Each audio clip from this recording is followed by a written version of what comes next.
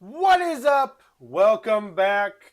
It is Thursday, September 18th. Here we go. Week 3 of the NFL season is upon us. And by golly, we're going to preview some of the games today. We're going to preview the matchups that could really change the trajectory of a team.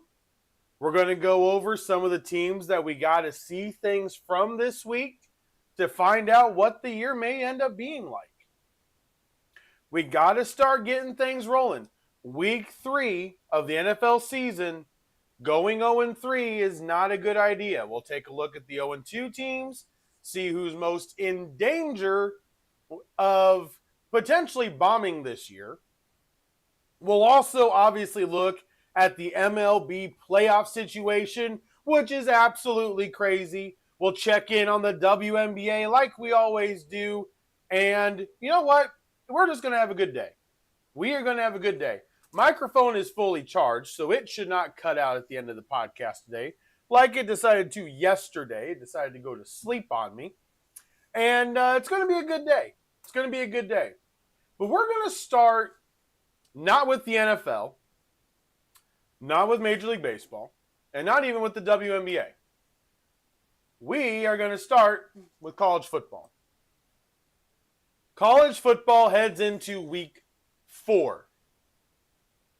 And I want to talk about a couple different things. So, number one, the news came out officially that the NCAA has officially removed the second transfer window.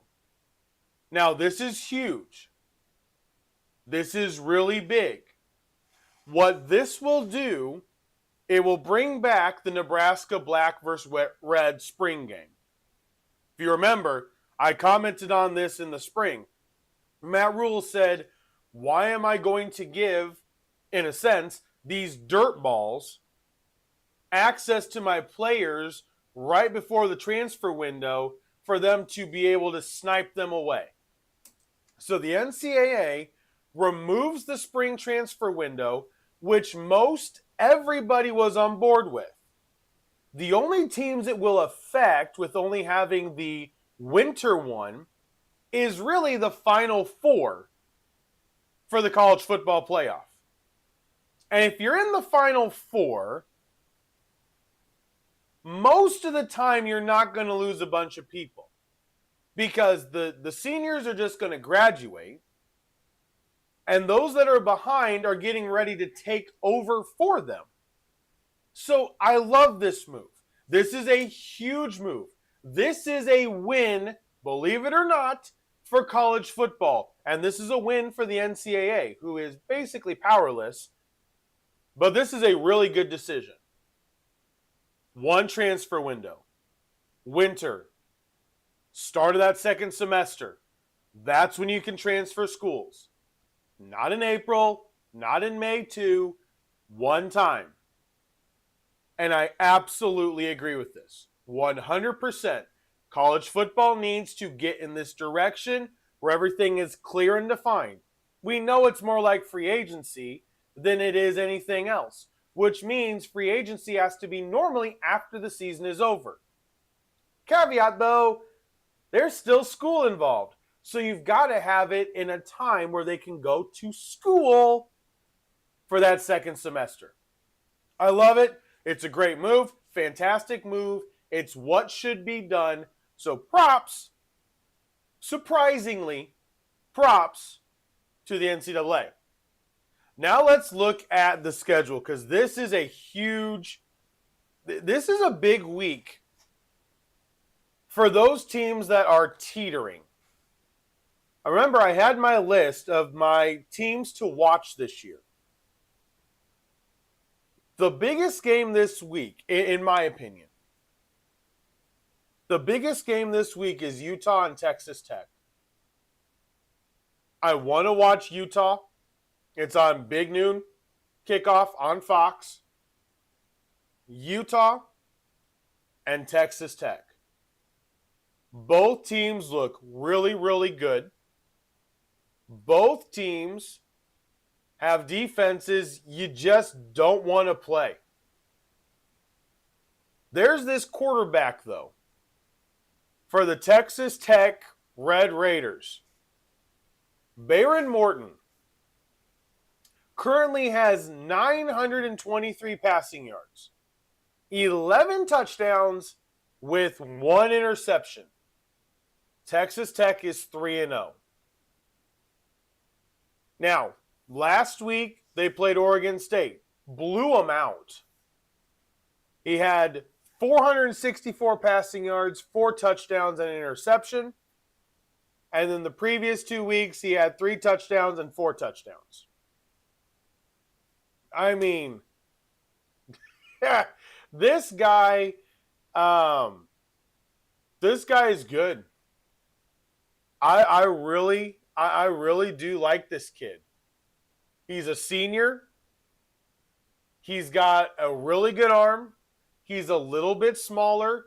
He kind of reminds me of a Baker Mayfield.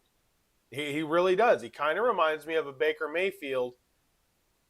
And I think the way that this game is going to play out is going to be 100% on the defense.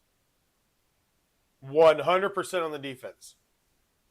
There's a sophomore that Utah has that is really, really good. John Henry Daly has 5 sacks this year. 5 sacks in 3 games. Now, yes, it's been against UCLA, Cal Poly, and Wyoming. But he had 2 sacks against UCLA, 2 sacks against Wyoming, and a sack against Cal Poly. He's had 3 sacks in a row to start this year. 3 games, 5 sacks, hasn't had a game without a sack, and I don't expect that to stop on Saturday. This game, to me, is one of those games, it's going to look ugly probably early. Utah being home, I think, is a huge advantage for them. You don't go to Utah and get out of there without getting scathed. You get beat up in Utah.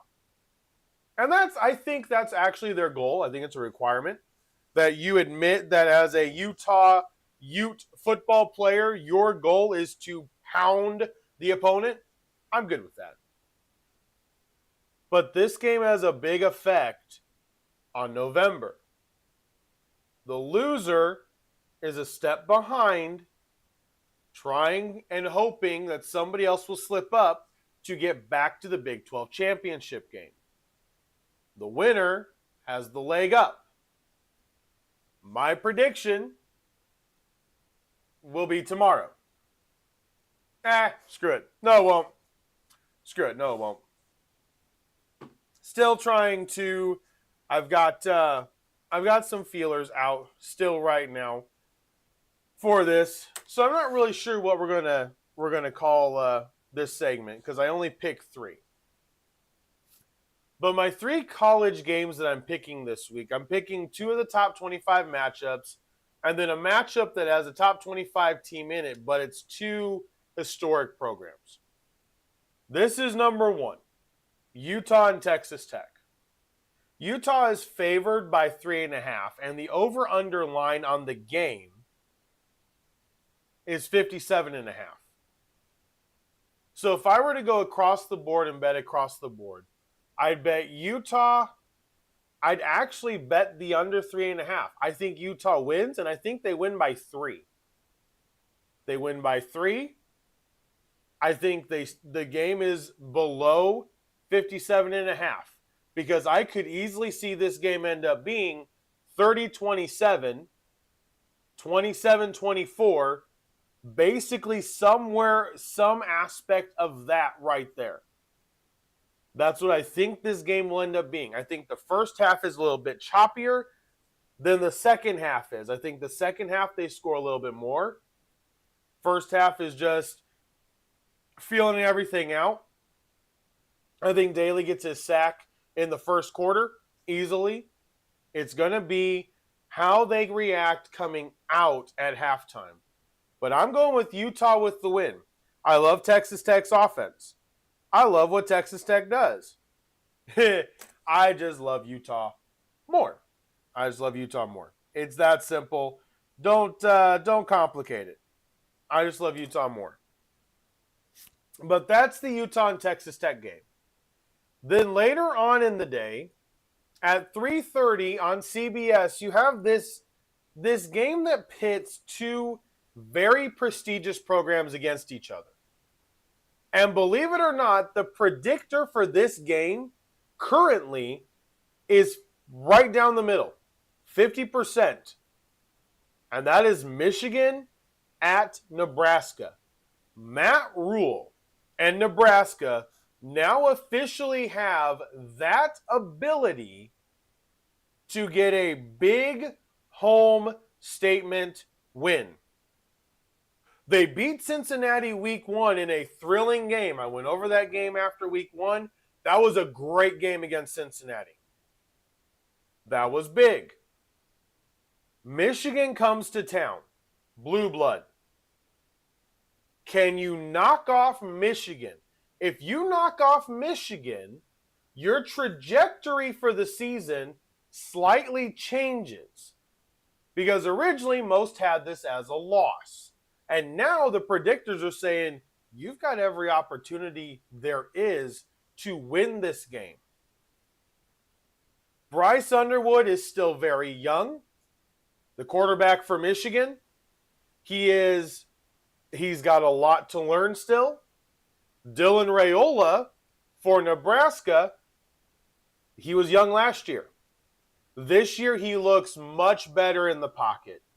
He's a sophomore. I think in 2 years he will be an NFL quarterback, especially if Matt Rhule stays there. I like Raiola's skill set. I like his slight mobility. He reminds me a lot of Bo Nix. And I think he's a quarterback that will follow the game plan. And he's done much, much better handling different situations this year. This is the biggest test by far. Michigan had one. That was the Oklahoma game. What happened in that game? The score was 24-13, but Michigan really just got beat. And Bryce Underwood's accuracy is a huge issue. He's 46 of 80 on the season, and that's with playing Central Michigan and New Mexico along with Oklahoma. So it's not like he's blowing everybody away. That's, these low-end Central Michigan or New Mexico. No, he's really inaccurate.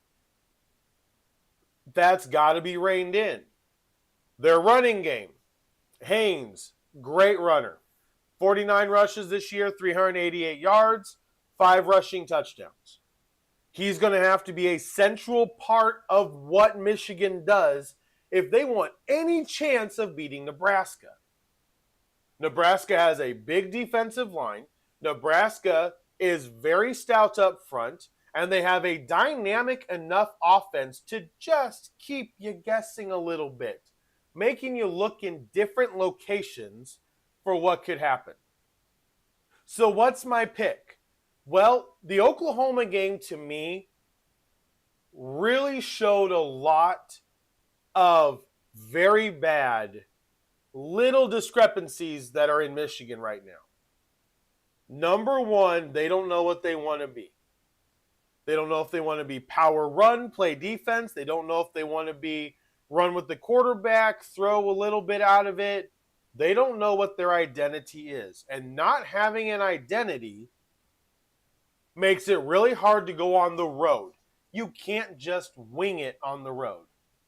Nebraska has an identity. They have a game plan. The offensive coordinator has absolutely built the game plan around Dylan Raiola. And I think Nebraska wins. They get a top 25 win in Nebraska, home against Michigan. Yes, they're in a down year, but it will still be a top 25 win. You will get the W over Michigan, which, by the way, Ohio State seems to have trouble doing, even when Michigan's bad. Just keep this in mind. So Nebraska gets a key win. They will be in the top 25 next week. I'm going Cornhuskers over Michigan. Now, my other game that I'm going to be going over is the other Big Ten game. And it takes place at 7:30 on NBC, which I cannot believe. It's wild. It's on NBC. Oh, boy. IU is home against Illinois in a standalone game on NBC. The other games starting at 7:30 are Florida and Miami, Washington State for the Apple Cup, Arizona State and Baylor, and Stanford, Virginia. So you're going to have ABC with Miami, Florida. NBC is going to have Indiana, Illinois, and then CBS will have Washington State. Now, I will obviously tune into the Washington State game, absolutely, because I love rivalries. We got 2 of them here. We got IU, Illinois, and this game terrifies the heck out of me because I am an IU fan, but I chose Illinois to be able to make the college football playoff based off of how they were, based off of the trajectory. Brett Bielema has the Illinois team playing amazing. They have a linebacker. And I know when he gets to the NFL next year, there's going to be a lot of funny things about his name. Gabe Jacas. And he's got 3.5 sacks with 2 forced fumbles. He's a senior, 6'3", 275-pound. They may move him, depending on who drafts him. You could move him to defensive end, but I really like him in a 34 defense as an outside linebacker. I really like him. He's not as tall as Willie McGinnis. He's not as tall as Adalius Thomas, but he plays so good. So good. And he's got great power with his arms. He's stocky. He's sturdy. He's going to be a problem for the Indiana offensive line. And this game, it looks really weird because you start out the year, neither team has played anybody great. Illinois played Western Illinois, Duke, Western Michigan. Indiana has played Old Dominion, Kennesaw State, Indiana State. So this is going to be their first big test for both teams. Illinois on the road, 3-0, ranked number 9 in the country, deserves it. They look really, really good. But there's something about the Illinois running game that I think IU can take advantage of. Their leading rusher, Fegan, has 50 carries for 222 yards. Not a huge breakaway guy. And I really believe that could be the difference in the game. If IU can make Luke Altmyer beat them, I believe they have a shot here. Altmyer is a senior. He knows what he's doing. He's professional. He's good. But if you take away the running game, I believe it kind of favors IU. Fernando Mendoza, the junior that came over from California, has really hit his stride. Week number 1, it looked outrageously choppy. Week number 2, it looked better. He had 4 touchdown passes. And then against Indiana State, he only had 1 incompletion. And 5 touchdowns. Yes, it was Indiana State. I know. I get it. But he's looked better. Now you get this Brett Bielema coached Illinois football team in here. The Fighting Illini, which really know how to pressure the offense. Their front line is really good at creating pressure. That's one of the reasons I said Illinois, don't sleep on them being there at the end of the year. Because if you can control the line of scrimmage, what did we see in the NFL last year? Oh, line of scrimmage. What have we seen already this year in the first 2 weeks? Line of scrimmage. Illinois, I believe, can have the slight edge over the Indiana offensive line, but because of how the Illinois offensive line is so pass protection heavy, they don't run the ball, so if they can just rush 4 if you're IU and consistently drop 7, or drop 8 when needed and still get some pressure, I think it could lean IU. Now, the other side of this is Mendoza's 4th game in this system, Illinois' defense that's coached really, really well. It could also go the complete opposite way. Illinois could come out, they could intercept Mendoza 3 times. They could sack him 5 times. The offense could sputter the whole game and IU won't score over 13 points. There is that potential as well. So what do we look at here? What do we think here? Really simply this. I believe IU being home this early in the season matters. Illinois' first game on the road against a tougher team. Bielema will have them ready, but I think there is in every player, they know who they're playing. Okay? They know, like last week, the Hoosiers knew they were playing Indiana State. They knew they should win. Illinois knew they were playing Western Michigan. They knew they should win. This is the game everybody's like, it's kind of like those first 3 weeks were preseason, and this is when the season starts, which, since both of them are 3-0, is true. Here's the season. Big Ten play starts now. The games matter more. This will absolutely affect November. Big game, standalone, Saturday night in Bloomington, in the Rock. I'm going with the Hoosiers. You can call me a homer. Fine. I love Illinois.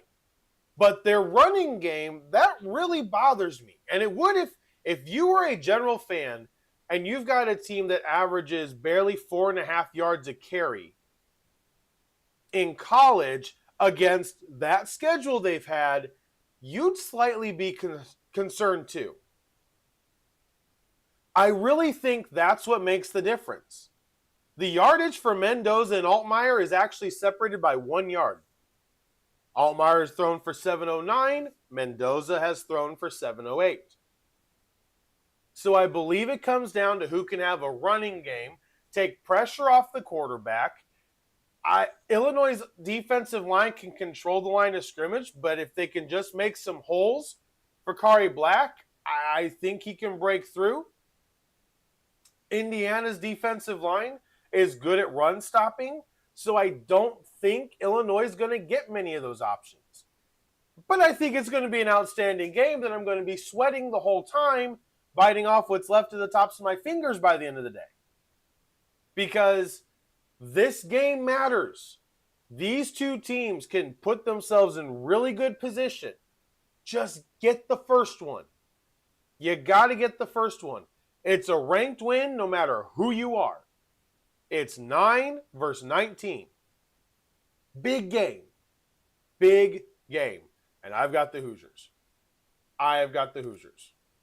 So I've got Utah over Texas Tech, Nebraska over Michigan, and I've got IU over Illinois.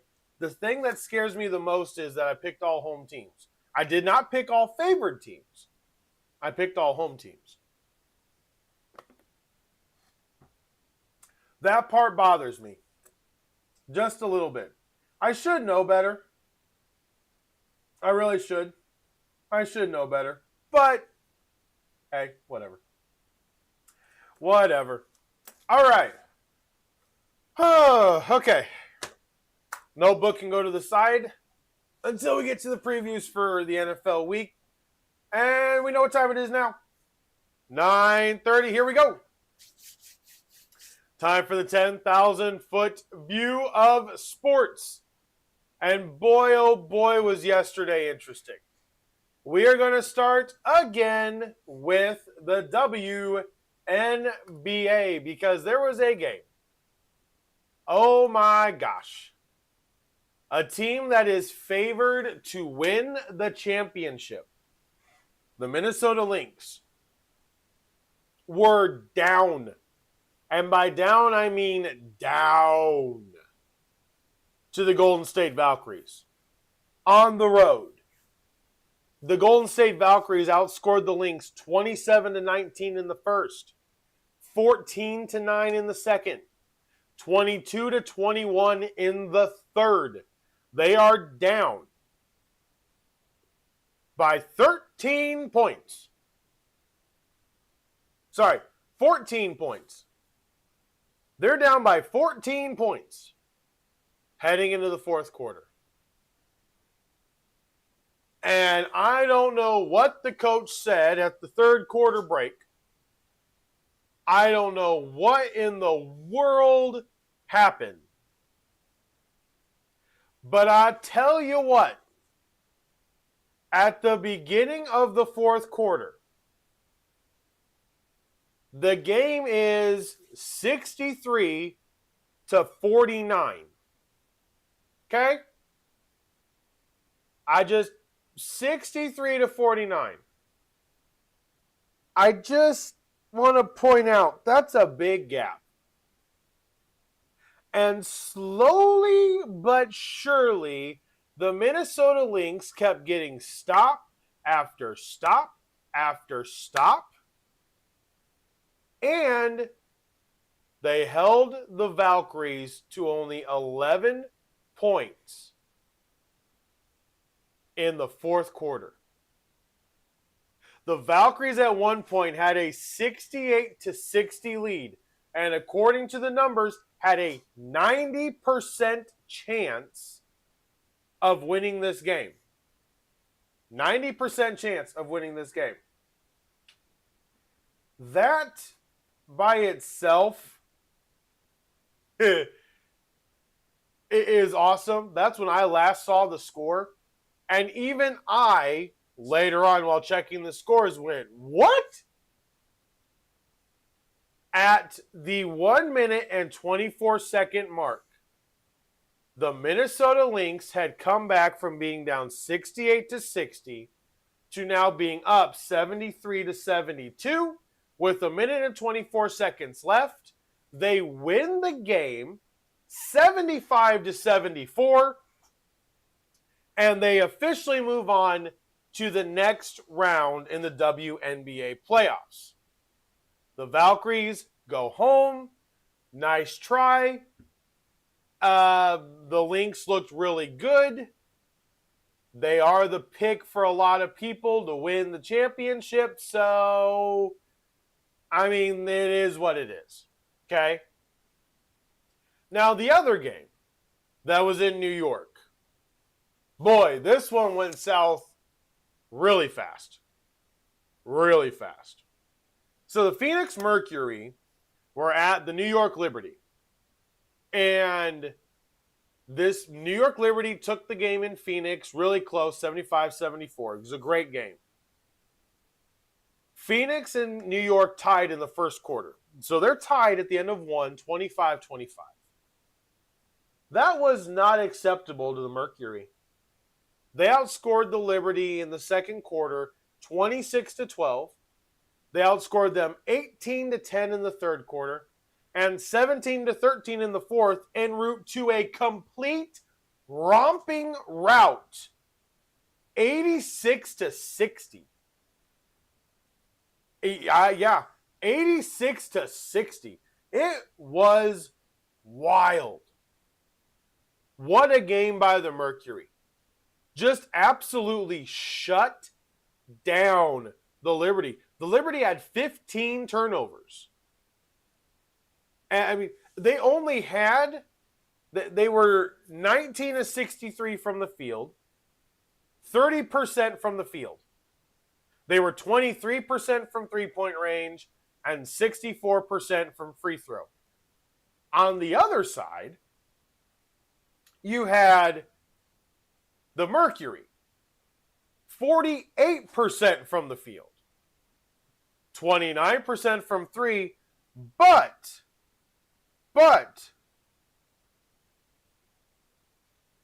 their free throw percentage was 92%. They were 11 of 12 at the free throw line. 11 of 12. It was a great game by the Mercury. They're going to come back down to earth. They play tomorrow night. New York and Phoenix play tomorrow night to see who moves on to the next round. Tonight, you've got the Indiana Fever at the Atlanta Dream and the Seattle Storm at the Las Vegas Aces. Winners tonight move on to the next round. So here we go. I kind of like the WNBA does this because it gets you into a win or go home situation really, really quick. I kind of like this. I like it. You lose one game, all of a sudden you're on the brink of elimination. Forces you to get playing hard. I like it. I could really get used to a best of three. Not for every series, but like the initial series to make playoffs go faster. I like it. It creates more urgency. It creates, there's not as much of a chance then. You're not just waiting around because like a 7-game series, Everybody's like, well, yeah, you lose one, though, numbers say this. But reality is you're not out. You can come back from being one. You can come back from being one down. That is nothing. That's nothing. Who cares? WNBA, best of 3. You go down one, you could go home the very next game. This is awesome. I love it. I absolutely love it. All right. Major League Baseball playoffs.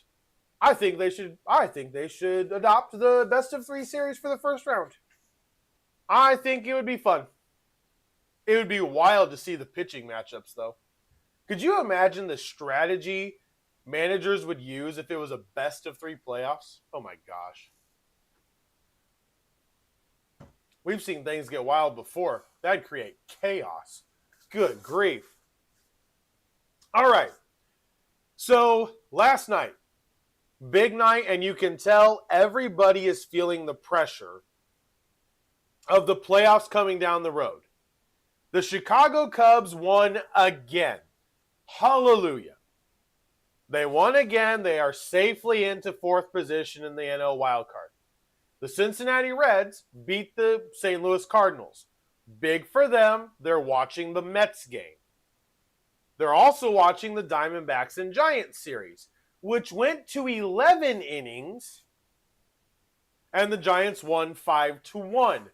Big win for the Giants. They needed to keep pace. And then there's this team that I've been talking about for the last week. They beat the Tigers again. They blanked the Tigers. The Guardians won 4-0 over the Detroit Tigers. That is huge. That is absolutely huge. The Red Sox and the Athletics went to 10 innings, and the Red Sox pulled that one out 5-4. Tampa Bay beat Toronto 2-1. And then the series we've been watching all week, Padres and Mets. The Padres beat them last night, 7-4. The Yankees got the win over the Twins, 10-5. The Mariners lost to the Royals, 7-5. And the Astros again beat the Rangers, 5-2.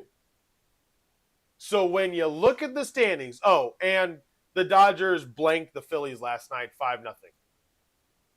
But when you look at the standings, man, I tell you, every day this thing is starting to switch around.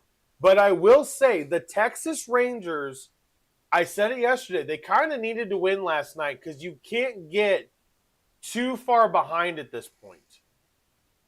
And they kind of painted themselves into a corner now. The only way they can make the playoffs is through the wild card, and the Rangers are now 4.5 games back of the wild card.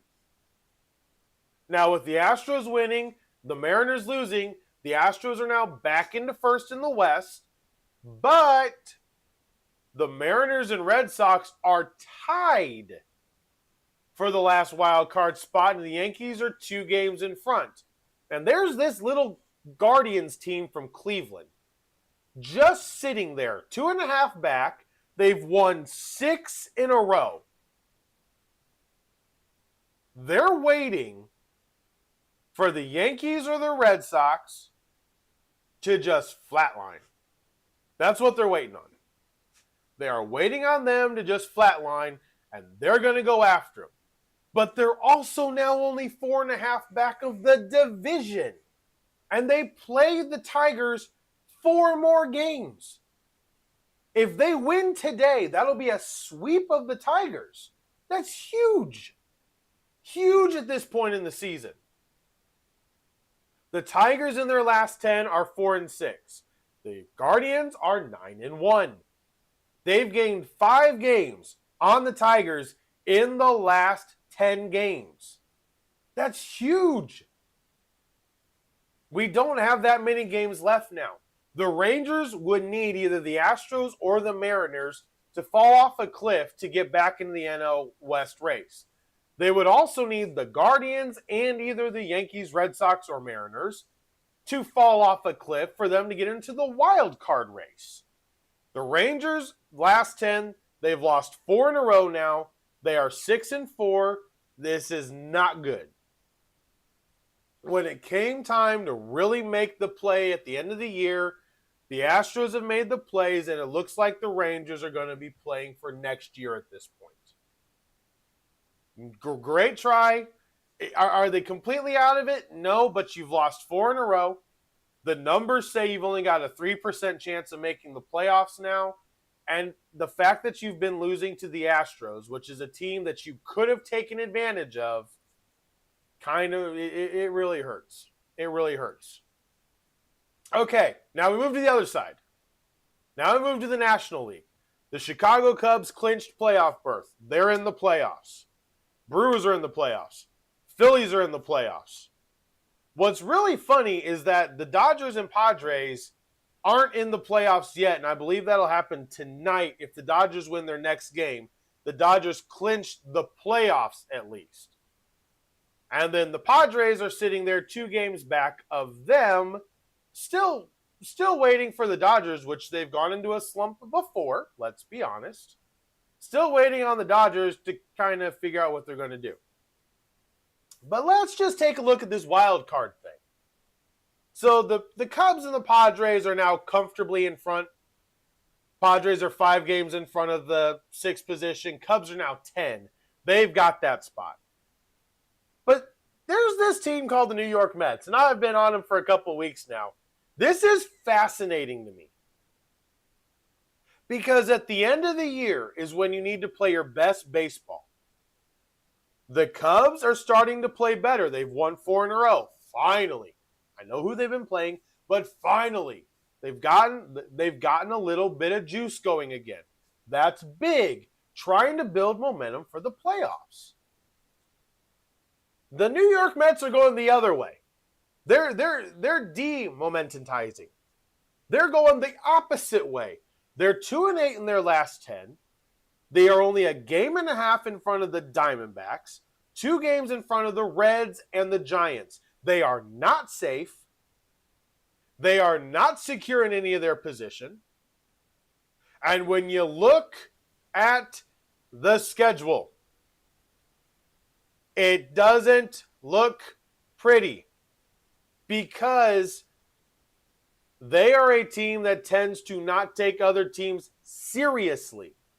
So they have the last game against the Padres tonight. Then they have a 3-game series with the Nationals. They should win all 3 of those. But then there's this series with the Chicago Cubs. There's a series with the Chicago Cubs next week, Tuesday, Wednesday, Thursday, in Chicago. TBS, ESPN, MLB Network. They are all going to be on a station to watch. All 3 of them. That series right there is huge. Everything could change unless they lose to the Nationals. If they lose 2 games to the Nationals, they're in trouble. But that series with the Cubs, you can't get swept if you're the Mets. You cannot get swept if you're the Mets. You've got to go into Chicago. You at least got to get 1, if not 2, because you're fighting for everything right now. The Reds, the Diamondbacks, the Giants are breathing down your neck. You have no room to relax. If, let's just say, the Padres beat the Mets tonight, that puts the Diamondbacks 1 game behind. Okay? 1. And tonight, the Diamondbacks are off. They don't play. The Giants, however, start their 2nd series that I was talking about against the Dodgers. Now, the Dodgers got to be careful because the Padres are only 2 games behind them. We all love the NFL season coming down to the last 3 weeks. How do the playoffs play out? Who could get in? What needs to happen? What are the scenarios? You know me. I love playing with the schedule machine. I will play with that thing, the playoff generator. I will play with that for hours. Finding out if this happens, if this happens, if that happens, if those teams win. I will play out every scenario in my head. And there's a lot, trust me. Major League Baseball has that this year. And I really do hope people are paying attention because the CBA is starting to get really loud. And I've talked about this before. It's not till next year. We still have a whole nother year under the current agreement, but they're fighting already over a year out. That's putting a damper on what's happening right now. You have got, think about this. Right now, with the way the season is that's left, the Athletics are only 10 games below 500, 71 and 81. The Orioles are 72 and 80. They're not horrible teams. The Angels have missed the playoffs again. They're 14 under 500. The Twins sold everybody off at the trade deadline. We saw that. We knew it was going to happen. They're 20 games below 500. And the White Sox are not the worst team. They're 57 and 96. They are not the worst. The Rockies are still the worst. They have a negative. I did not realize this. They have a negative 402. Negative 402 run differential. I wish I was kidding. Look it up if you don't believe me. Negative 402. They've scored 567 runs. They have allowed 969. They will, at the end of this season, allow over 1,000 runs in this season. That is a lot of runs. Just saying. That's a lot of runs. So the Rockies are clearly the worst. The Nationals and Pirates are kind of what they are. But you've got good teams sitting here at the bottom. The Braves, the Cardinals, the Marlins. The parity is kind of okay right now. We had a wildly active trade deadline for Major League Baseball. It was awesome. I had a day and a half of stuff to go through. It was great. I don't want anything to dampen how good the battles are for positioning for the playoffs. We love playoff games, period. Playoff baseball, playoff basketball, playoff football. We love the playoffs. It ratchets up the intensity. It ratchets up the drama. It always brings a bunch of controversy. And because we're sports fans, we love it. We dive head first into it. Baseball has something good going this year, and I am happy for them, and I hope it will get noticed. I hope it will get noticed, and I hope that even if it's just me on this podcast that's bringing light to it, I hope people pay attention just a little bit. Because before football took over, it was baseball. Everybody played wiffle ball at the family reunions. Everybody played kickball, which is a form of baseball. It's just using your foot instead. We had the family kickball game. We had the wiffle ball game. Baseball is a part of the backbone of this country. It's a game that families have played together forever. Football is recent.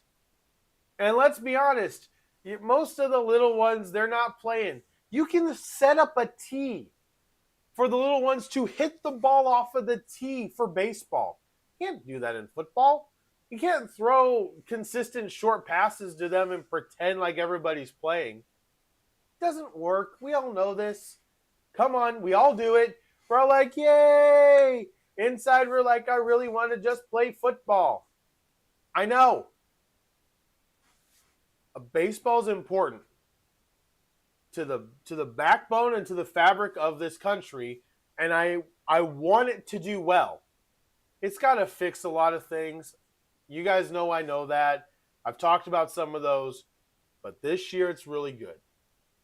And I hope people pay attention, because if somehow the Mets or the Yankees or the Red Sox or the Mets and the Red Sox miss the playoffs because there's another team that catches fire like the Diamondbacks or the Reds or the Guardians and swoops in and takes their spot, that's great.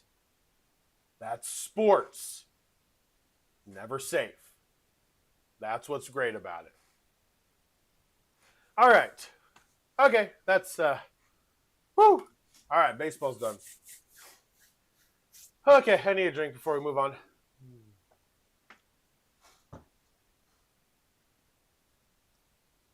Gosh, I love this time of year. I love September and October. I really do. It is my favorite time of year. Okay, so I know I probably shouldn't spend too much time on this game tonight. But I just want to point out a couple different things about the game tonight. You guys know I'm going with the Bills. It's not an official pick. The spread is too high. I can't make it one of my picks. But the bet I have is on the Bills. I do want to point something out with how the season's gone for both these teams thus far. If the Dolphins get blown out the way the Jets did last week, on Thursday Night Football, short week, in any other situation, they wouldn't get blamed for being blown out. But I think in the current situation, I could easily see this putting the nails in Mike McDaniel's coffin. Because there's a sense of pride. Now, the general manager for the Dolphins needs to be fired as well. The team construction has failed Mike McDaniel just as much as Mike McDaniel has failed in being the coach. Okay? The roster construction is not great. They do need to trade Tyreek if they can get rid of him. They do need to trade Tyreek. I would say they need to trade Tua. I would actually, and I threw this out last night, so this is probably where the podcast is going to end up ending on. I threw this out last night, and I want to throw this out to you guys. And yeah, you can comment in the comments. As you guys have seen, once a comment posts after the video is done processing, I'll reply. So you can make comment on this. If you're Miami or Cincinnati, how crazy is it of you to trade Tua or Joe Burrow? Now, I know more people are going to push back on Burrow, and I get it. So follow me on this. He is the most expensive. You are the cheapest owner as far as spending. You're the cheapest owner in the league. You've been pressured by Joe Burrow. Public comments, public this, public that. You liked it more when you had Marvin Lewis. When you were in what everybody else was, the Cincinnati gang. Because of all the trouble that a lot of the players had been in. But you were very content as owner just to make the playoffs. Didn't have to win, just make the playoffs. You made your Super Bowl. You got back to the Super Bowl. Your clock restarted now of the last time you had made a Super Bowl. So now you got another 25 years before you have to make it back again. And yes, I'm slightly being facetious. But has Mike Brown shown any other indications that he cares? They had to sell out the naming rights of the stadium to pay Joe Burrow the signing bonus. What if you trade him? If you're the Dolphins, do you make a trade with the Bears? I think Tua with Ben Johnson could work. Now, would they be Super Bowl favorites? No. Would they be playoff favorites? Yes. Tua with the running game, a coach like Ben Johnson, a system where all he's got to do is be accurate the way that he is. He is a very accurate quarterback. I don't think he trusts McDaniel whatsoever. He would have young receivers that are willing to play in Chicago with Dunze, Burden, Moore. You'll have Colston Loveland.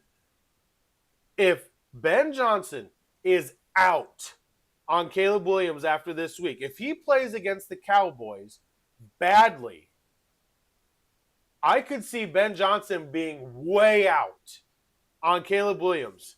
Why not see if Miami will take him? It changes Miami's cap status. It'll get him a pick because you're not just going to trade it straight up. It won't happen. It would get you another draft pick. You could then trade Tyreek as well. And you are then building around Waddle, Devon, and you're going to then have money to kind of rebuild that offensive line because, by golly, you got to. You really got to rebuild that offensive line. So is it that crazy to think of an opportunity where that would be it? I know trading for quarterbacks doesn't happen very often. We're getting into a new age where the quarterback position, if you're not a good team, can be a burden if you're paying them too much, Tua. But if you're a decent team, if you can get a good quarterback, can put you into the good or better than good category of making the playoffs. I believe the Bears are a lot better than their 0-2 record. I believe they beat the Vikings if they have Tua, and I believe they probably play the Falcons. It may come down to a field goal because I think that game would have been really good. The Falcons' defense, in fairness, had 6 sacks. Yes, 2 of them were on J.J. McCarthy, 100%. I will give you that. But 4 of them were coverage sacks. That's going to happen with Tua. That happens with pocket quarterbacks. So I think that game would have been close. But you easily beat the Vikings if you have Tua, if you're the Bears. What about going after Burrow? Burrow's not happy. That's outrageously clear. I'll throw this out to you. What if the Dolphins and the Bengals swapped quarterbacks? Yes, there is an aspect of this, and everybody will be like, oh, that'll never happen. Really? Never say never in the NFL. There is so much money being thrown around now. Never say never. Even I would say Patrick Mahomes, Josh Allen, Lamar Jackson, and Jaden Daniels probably are the only quarterbacks that are 100% untouchable. 100% untouchable. Those are the only quarterbacks. Yes, Bo Nix, depending on how everything plays out, maybe. Justin Herbert, possibly. Matt Stafford, one of the best quarterbacks in the league. They're looking to move on from him because of the age. Jordan Love still has a lot of question marks. We keep seeing him in these games. His processing speed just isn't fast enough. So is it really that crazy to think if the Dolphins want to completely restart over to trade Tua, trade Tyreek, get all that cap space back, build a halfway decent offensive line, and build again for the future? Remember my rant from yesterday about the parity in the NFL? You can do this. You only have to be bad for a year to get back to being in playoff contention if you hit and if you draft correctly. It doesn't have to take 4, 5, 6 years. It can take 2. The Broncos redid everything basically in 1 year, got back to the playoffs. It doesn't have to take forever. So I'm just going to throw it out there. I believe Tua still has some value, but it's with a coach that has a timing, do what I ask you to do, set him up through route play, route design. He needs that type of coach now. He can be Jared Goff. And I think Ben Johnson would love to have a guy like him that will just do what he asks. Can he play in cold weather? Not really. But we'll see what happens. Joe Burrow, I think he may ask for a trade this offseason. I really do. And I think he'll ask for a trade because he won't believe they'll get an offensive line that will protect him to elongate his career. That's what I believe. We'll see what happens. We'll see what happens. Week 3 of the NFL season. Pick 6 tomorrow. Already did my college picks. So just to recap as we close out, my locks for the week for the spreads. Tampa Bay over the Jets, over 6.5. Falcons over the Panthers, over 5.5. Seahawks over the Saints, over 7.5. And my 3 picks for college this week. Utah over Texas Tech, Nebraska over Michigan, and I gotta believe in my Hoosiers. I just gotta believe in my Hoosiers. Hoosiers over the Illinois Illini. Unfortunately, I'm more afraid that that's going to be the one I miss this week. But it's all right. I love what Brett Bielema has going on in Illinois. All right, guys. We'll be back in 23 hours with the picks, the final preview for the weekend. Week 3 in the NFL season.